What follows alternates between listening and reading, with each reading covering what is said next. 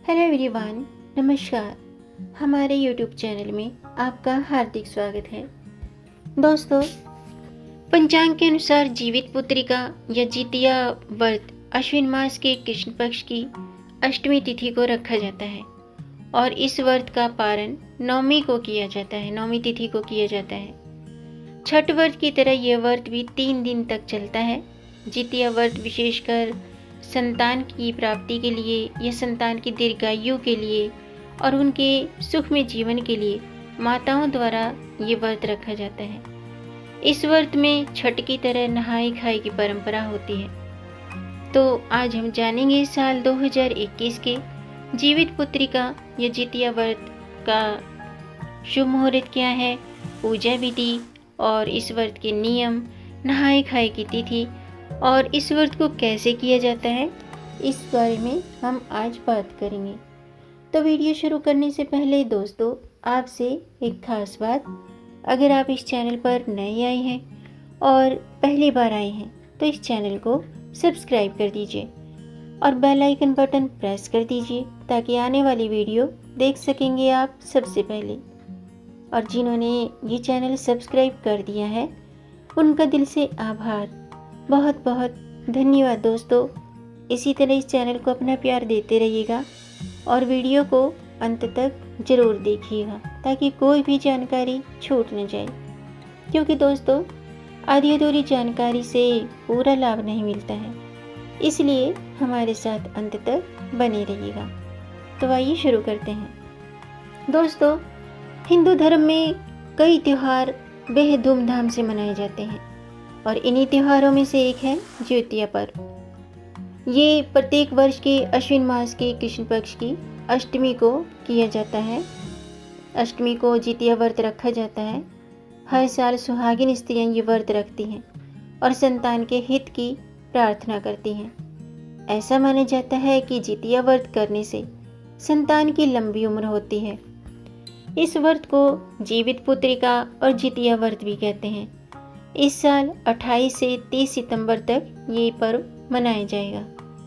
3 दिनों तक चलने वाले इस व्रत को कठिन व्रतों में से एक माना गया है। इस दिन माताएं अपनी संतान की लंबी उम्र की कामना कर निर्जला व्रत करती हैं। सप्तमी के दिन नहाई खाए और अष्टमी के दिन जितिया व्रत और नवमी के दिन व्रत खोला जाता है, यानी कि पारण किया जाता है। नहाई खाए वाले दिन व्रतियाँ सूर्यास्त के बाद कुछ भी नहीं खाती हैं और घर में प्याज लहसुन तक नहीं बनता है। आइए अब जानते हैं जितिया पर्व का महत्व। दोस्तों, पौराणिक मान्यताओं के अनुसार इस व्रत का महत्व महाभारत काल से जुड़ा है। कहते हैं कि उत्तरा के गर्भ में पल रहे पांडव पुत्र की रक्षा के लिए भगवान श्री कृष्ण ने अपने सभी पुण्य कर्मों से उसे पुनर्जीवित किया था। तब से ही स्त्रियां अश्विन मास के कृष्ण पक्ष की अष्टमी तिथि को निर्जला व्रत रखती हैं। कहते हैं कि इस व्रत के प्रभाव से भगवान श्री कृष्ण व्रती स्त्रियों के संतानों की रक्षा करते हैं। अब मैं आपको जीवित पुत्रिका व्रत की कथा सुनाती हूँ, आप भी ध्यान से सुनिएगा। दोस्तों, पुत्र की रक्षा के लिए किया जाने वाला जो ये व्रत है, जीवित पुत्रिका व्रत, इस दिन माताएं अपनी संतान की रक्षा के लिए और कुशलता के लिए निर्जला व्रत करती हैं। जीमूत वाहन के नाम पर ही जीवित पुत्रिका व्रत का नाम पड़ा। जीमूत वाहन एक गंधर्व राजकुमार थे जो बेहद उदार और परोपकारी इंसान थे। उनके पिता ने राजपाट छोड़ दिया था और वन में चले गए थे, जिसके बाद जीमूत वाहन को राजा बना दिया गया। वे राजकाज ठीक से चला रहे थे, लेकिन उनका मन उसमें नहीं लगता था। एक दिन वे राजपाट भाइयों को सौंपकर अपने पिता के पास वन में चले गए। वहाँ उनका विवाह मल्यवती नामक कन्या से हुआ। एक रोज वन में वे एक वृद्धा से मिले। उसका संबंध नागवंश था। वे काफ़ी डरी हुई और सहमी थी और रो रही थी। जीमूत वाहन की नज़र उस पर पड़ी तो उनसे रहा नहीं गया और उनसे वो रोने का कारण पूछने लगे। उसने बताया कि पक्षीराज गरुड़ को नागों ने वचन दिया है कि हर रोज एक नाग उनके पास आहार स्वरूप जाएगा और उससे वे अपनी भूख शांत कर लिया करेंगे। उस वृद्धा ने कहा कि आज उसके बेटे की बारी है, उसका नाम शंखचूड़ है। वह आज पक्षीराज गरुड़ का निवाला बन जाएगा। यह कहकर वृद्धा रोने लगी। इस पर दयावान जीमूतवाहन ने कहा कि आपके बेटे को कुछ नहीं होगा, वह आज पक्षीराज गरुड़ के पास नहीं जाएगा, उसके बदले वे जाएंगे। ऐसा कहकर जीमूतवाहन तय समय पर स्वयं गरुड़ देव के पास पहुंच गए। जीमूतवाहन लाल कपड़े में लिपटे थे। गरुड़ देव ने उनको पंजे में दबोच लिया और उड़ गए। इस बीच उन्होंने देखा कि जीमूतवाहन रो रहे हैं और कर्राह रहे हैं। तब वे एक पहाड़ के शिखर पर रुक गए और जीमूतवाहन को मुक्त किया। तब उन्होंने सारी घटना बताई। गरुड़ देव जीमूतवाहन की दया और साहस की भावना से काफ़ी प्रसन्न हुए। उन्होंने जीमूतवाहन को जीवन दान दे दिया। साथ ही उन्होंने वचन दिया कि आज से वे कभी भी किसी नाग को अपना ग्रास नहीं बनाएंगे। इस प्रकार से जीमूतवाहन के कारण नागों के वंश की रक्षा हुई। इसके बाद से ही अश्विन मास के कृष्ण पक्ष की अष्टमी को जीमूतवाहन की पूजा की जाती है और जीवित पुत्रिका का निर्जला व्रत रखा जाता है। ये थी जीवित पुत्रिका की व्रत कथा।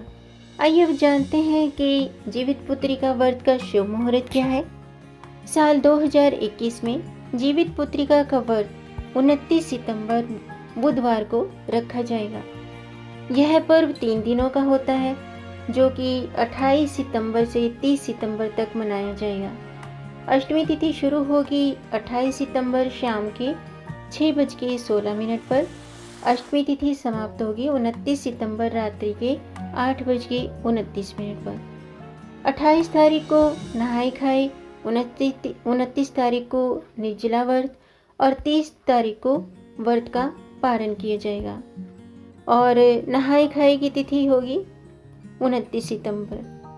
आइए अब जानते हैं कि पारण कब किया जाएगा। साल 2021 में जितिया व्रत का पारण 30 सितंबर को किया जाएगा। ये जीवित पुत्रिका व्रत का अंतिम दिन होता है। इस व्रत में कुछ भी खाया पिया नहीं जाता है, इसलिए यह व्रत निर्जला व्रत होता है और व्रत का पारण अगले दिन यानी कि नवमी की सुबह किया जाता है, जिसके बाद पारण के लिए चावल, मरुआ की रोटी और नौनी का साग ही खाने का विधान है। जितिया व्रत का पारण सूर्योदय से लेकर के दोपहर तक किया जाता है। आइए अब जानते हैं जितिया व्रत की पूजा विधि। दोस्तों, इस व्रत में कुशा से बनी हुई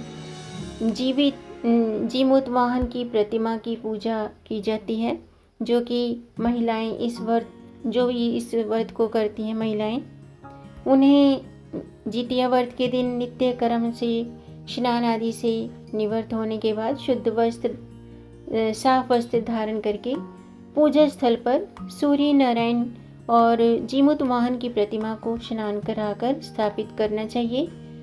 अब प्रतिमा के समक्ष धूप दीप आदि से आरती करें। इसके बाद उन्हें मिठाई का भोग लगाएं।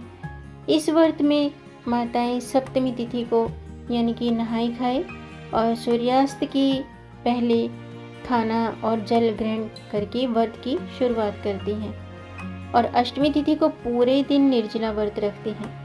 इसके बाद अगले दिन यानी कि नवमी तिथि को व्रत का पारण के साथ जीवित पुत्रिका व्रत का समापन होता है। धार्मिक मान्यताओं के अनुसार जीवित पुत्रिका का व्रत संतान से जुड़ा होता है। इस व्रत के प्रभाव से माताओं को संतान की दीर्घायु और सुखी जीवन का वरदान प्राप्त होता है। ये व्रत बहुत कठिन माना गया है, बहुत कठिन व्रत होता है ये। इस व्रत में 3 दिनों तक व्रत के नियमों का पालन करना होता है। व्रत का पहला दिन नहाई खाई होता है और दूसरा दिन निर्जल उपवास का और तीसरे दिन व्रत का पारण किया जाता है। तो इस व्रत के कुछ खास नियम हैं जिनका पालन करना बहुत ज़रूरी है। आइए जानते हैं कि जितिया व्रत के नियम क्या हैं। दोस्तों, व्रत के दौरान संयम रख कर के व्रत करना चाहिए, क्योंकि ये व्रत 3 दिनों तक चलता है और बहुत ही कठिन होता है। इसलिए व्रत के दौरान मन, वचन और कर्म की शुद्धता होनी चाहिए। व्रत के दौरान किसी का अनादर न करें, किसी का दिल न दुखाएं, व्रत में तामसिक चीज़ों का प्रयोग न करें, और जिन महिलाओं के साथ सास नहीं है, उन्हें नहाई खाई के दिन सास के निमित्त दान करना चाहिए। दान में सभी भोजन सामग्री का दान करना चाहिए। जितिया व्रत के दिन दातुन नहीं करना चाहिए, और नहाई खाई के दिन मरुआ का हलवा खाने की परंपरा है। बहुत सी जगहों पर इस दिन महिलाएं सरगी भी करती हैं, और व्रत के पहले दिन नहाई खाए और दूसरे दिन व्रत किया जाता है, और तीसरे दिन व्रत का पारण किया जाता है। नहाई खाई में सूर्यास्त के बाद कुछ भी नहीं खाना चाहिए। तो दोस्तों, ये थे जितिया व्रत के नियम। उम्मीद है आपको ये जानकारी पसंद आई होगी। दोस्तों, अगर आपको जानकारी अच्छी लगी हो तो लाइक के बटन को प्रेस कर दीजिए, वो नीला हो जाएगा। आपके लाइक से हमारा मोटिवेशन अप होता है, इसलिए जानकारी पसंद आने पर आप वीडियो को लाइक ज़रूर कीजिए और इस जानकारी को अपने तक ही सीमित न रखें, आगे बढ़ाकर ज़्यादा से ज़्यादा शेयर कर दीजिए अपनी फैमिली में, अपने फ्रेंड्स में। इस जानकारी को ज़्यादा से ज़्यादा शेयर कर दीजिए। और अगर आपका कोई प्रश्न है या कोई सुझाव है या किसी अन्य विषय पर जानकारी जानना चाहते हैं तो कमेंट बॉक्स में ज़रूर लिखिएगा। मेरे चैनल को सब्सक्राइब ज़रूर कीजिएगा ताकि आने वाली वीडियो देख सकेंगे आप सबसे पहले।